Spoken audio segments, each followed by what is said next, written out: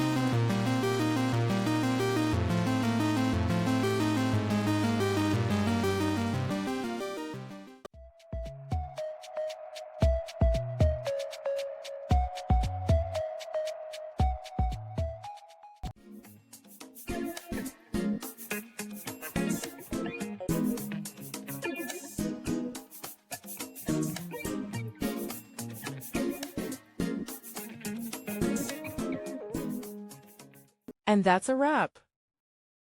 I hope you found the answer you were looking for. If you did, take a second to hit that subscribe button. It really helps out.